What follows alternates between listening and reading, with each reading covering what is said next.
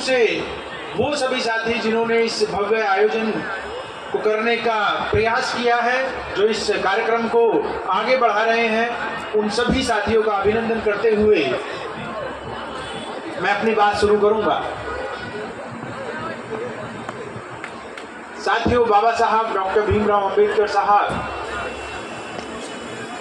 का दिया हुआ जो भाषण है, जो बहुत फेमस भाषण है कि बात को आगे बढ़ाना है, कारवां को आगे बढ़ाना है और उसमें पढ़े लिखे लोगों को अपनी बात को, अपने समाज की जिम्मेदारी को निभाना है। तो ये जो जिम्मेदारी ओन करने वाली बात है, हमारे जो संचालक महोदय भी इस बात को कह रहे थे कि इस जिम्मेदारी को कौन ओन करेगा। ये कहने के लिए बात थोड़ा ठीक हो सकती है कि हमारे बहुत सारे लोग उस तरीके से अपनी जिम्मेदारी को नहीं निभा रहे हैं।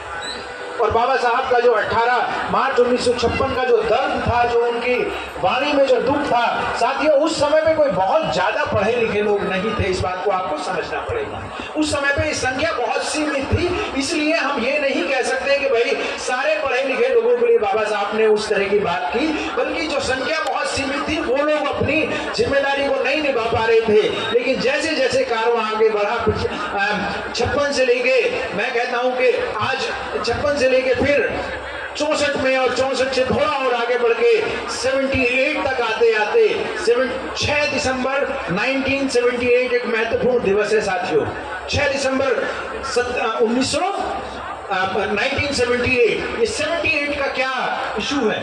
78 का इशू यह है कि आज ही के दिन मान्यवर कांसीराम साहब ने, बाबा साहब ने जो 18 मार्च 1956 को अपनी बात कही थी कि हमें पढ़े लिखे लोगों को ज्यादा जिम्मेदारी निभानी है, पढ़े लिखे लोगों को ज्यादा आगे बढ़ाना है, मान्यवर कांसीराम साहब ने 6 दिसंबर 1778 को वामसेफ नाम के एक संगठन का निर्माण किया था। और वामसेफ नाम के संगठन का निर्माण करने का जो उनका मकसद था, वो मकसद बहुत क्लियर था कि ये जो हमारे पढ़े लिखे समाज के लोग हैं, ये हमारे जो एजुकेटेड एम्प्लॉइज हैं, जो सरकारी सेवाओं में आ गए हैं, इन सरकारी सेवाओं में आने वाले लोगों की ये जिम्मेदारी बनती है कि समाज को नेतृत्व दें। ये समाज को नेतृत्व सिर्फ राजनीतिक रूप से नेतृत्व ना दें, बल्कि सामाजिक रूप से, धार्मिक रूप से, सांस्कृतिक रूप से, आर्थिक रूप से समाज का नेतृत्व करें। और जो कारवां कहीं कहीं रुका सा महसूस होता है, जो कारवां कहीं कहीं धीमा महसूस होता है, उस कारवां को आगे बढ़ाएं। इसलिए जब ये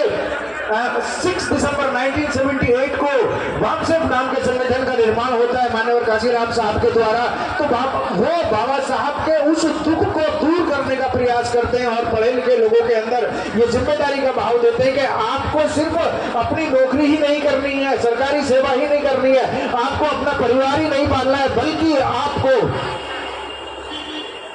उस मिशन को आगे बढ़ाना है, उस कारवां को आगे बढ़ाना है जिसके लिए आपको पैदा किया गया है। राजनीतिक आरक्षण जो है वो कोई रोजी रोटी का साधन नहीं था, बल्कि आरक्षण को बाबा साहब इसलिए लेके आए थे।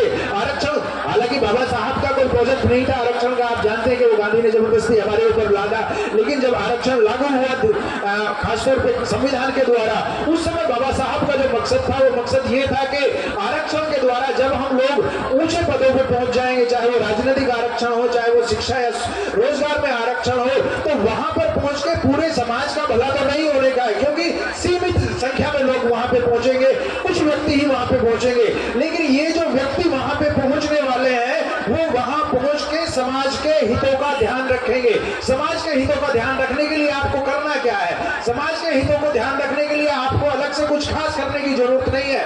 अगर आप सरकारी सेवा में हैं, आप चाहे शिक्षक हैं, चाहे कर्मचारी हैं, चाहे अधिकारी हैं, चाहे आईएएस हैं, आईपीएस हैं, या राजनीतिक रूप से सक्षम है, तो आपको सिर्फ संविधान को लागू करना है।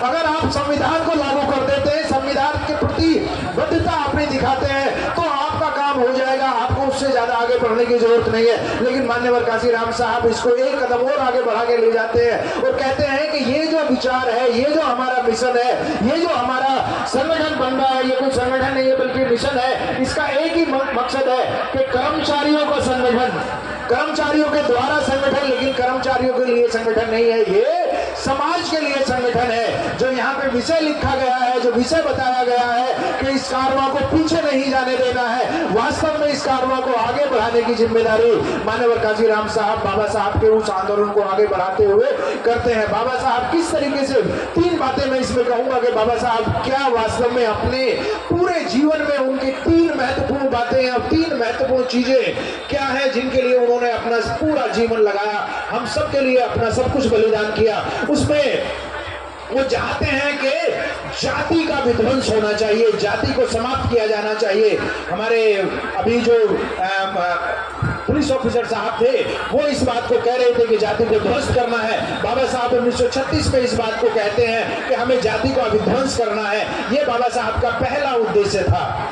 दूसरा उद्देश्य यह था कि भाई जाति को विध्वंस तो करना है, लेकिन जाति का विध्वंस किया कैसे जाएगा, क्योंकि जिन लोगों को जाति से फायदा है वो जाति का विध्वंस क्यों करेंगे, और जिन लोगों को जाति से नुकसान है, जो जाति के शिकार लोग हैं, उनके पास ना शिक्षा है, ना उनके पास हथियार है, ना उनके पास संपत्ति है। 3 साधन उनके पास होने चाहिए, उन तीनों में से एक भी साधन नहीं है तो वो जाति का विध्वंस कैसे करेंगे। इसके लिए बाबा साहब कहते हैं कि हमें दूसरे रास्ते पे चलना पड़ेगा, हमें दूसरी चीज चाहिए। तो जाति के विध्वंस को करने के लिए बाबा साहब 3 रास्ते बताते हैं। शिक्षा का रास्ता बताते हैं, संघर्ष का रास्ता बताते हैं और संगठन का रास्ता बताते हैं, और इसी से बात आगे बढ़ती है। इसी से वो कहते हैं कि कौन व्यक्ति जाति को ध्वस्त कर सकता है, कौन व्यक्ति जाति को ध्वस्त कर सकता है। वही लोग जाति को ध्वस्त करेंगे जिन लोगों को जाति से नुकसान है, जिन लोगों को जाति ने ध्वस्त कर दिया है, उन्हीं लोगों की जिम्मेदारी बनती है। इसलिए बाबा साहब इस बात को आगे बढ़ाते हैं और कहते हैं कि हमें जाति का विध्वंस अगर करना है तो इस देश का शासन प्रशासन अपने हाथ में लेना होगा। 1932 में ही इस बात को लगभग वो कहते हैं कि you have to be the ruling community of this country. आपको शासक बनकर इस देश का शासन व्यवस्था को अपने हाथ में लेके जाति व्यवस्था को ध्वस्त करना होगा। जाति व्यवस्था ऐसे ध्वस्त नहीं होने की है। और कहते हैं कि हम जब इस देश में शासन व्यवस्था अपने हाथ में लेना चाहते हैं, शासक वर्ग बनना चाहते हैं, तो शासक वर्ग हम इसलिए नहीं बनना चाहते कि हमें सत्ता से लगाव है, हम इसलिए नहीं बनना चाहते कि हम अपनी आर्थिक स्थिति मजबूत करना चाहते हैं या अपनी ताकत मजबूत करना चाहते हैं, बल्कि हम सत्ता यहाँ पे लेना चाहते हैं क्योंकि हम सामाजिक परिवर्तन चाहते हैं। सामाजिक परिवर्तन का मतलब ये है कि सामाजिक परिवर्तन में जो आपकी ये जाति व्यवस्था बनी हुई है, ऊपर नीचे जाति व्यवस्था बनी हुई है, उसको बराबर करना है, उसको हमें हॉरिजॉन्टल बनाना है, वर्टिकल को।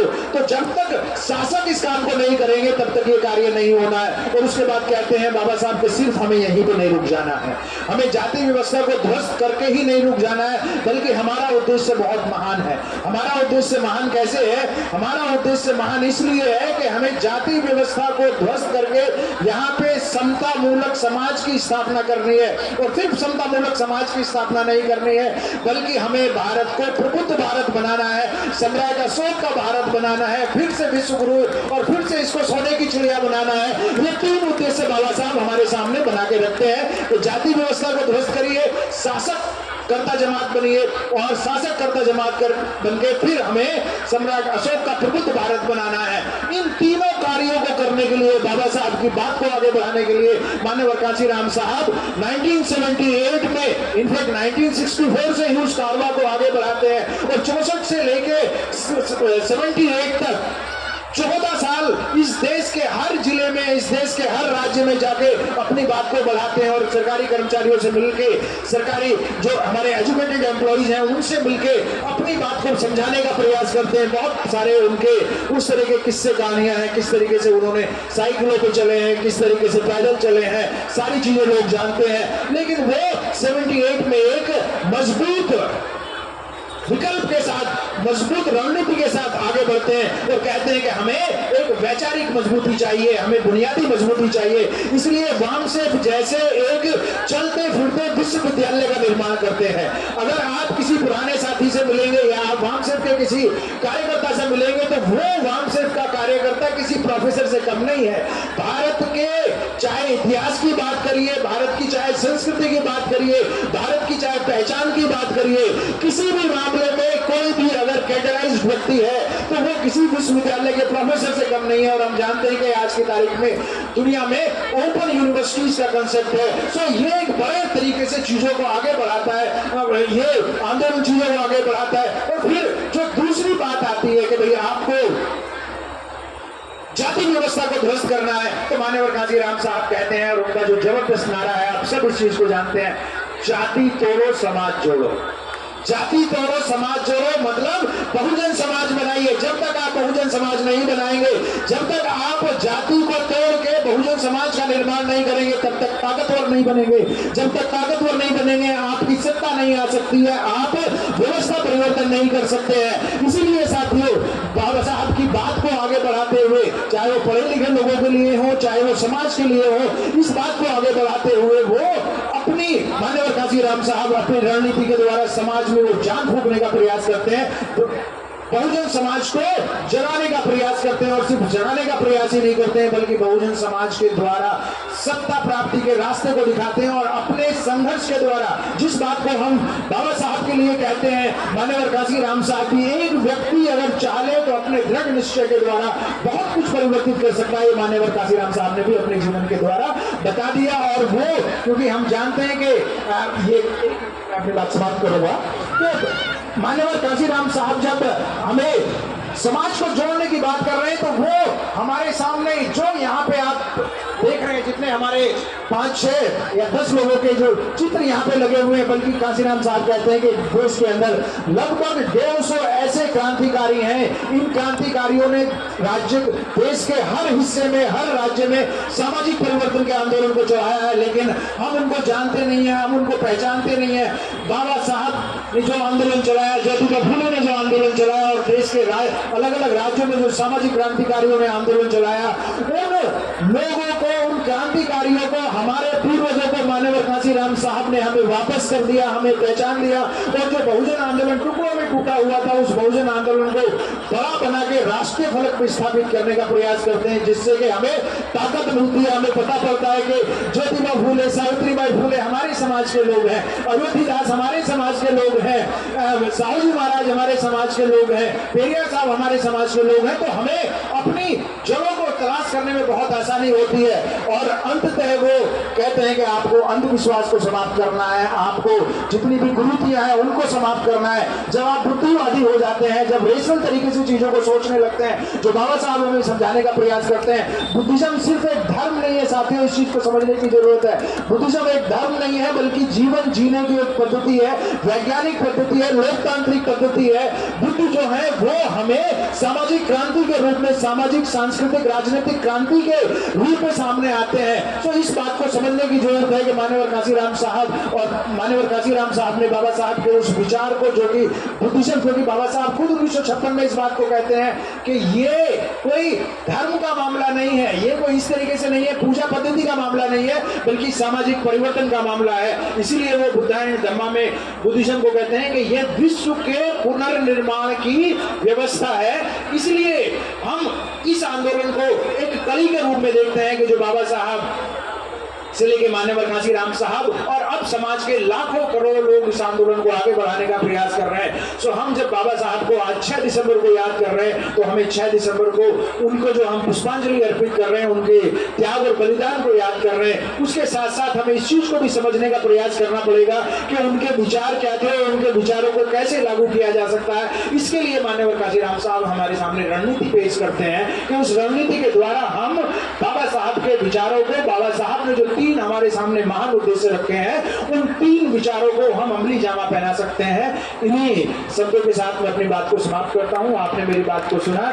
जय भीम, नमो बुद्धाय, जय मानव। उनका अभिवादन करें, साधुवाद करें। और साथियों, अब हमारे बीच में दिल्ली से चलकर आए बहुजन गायक श्रद्धेय शशि भूषण जी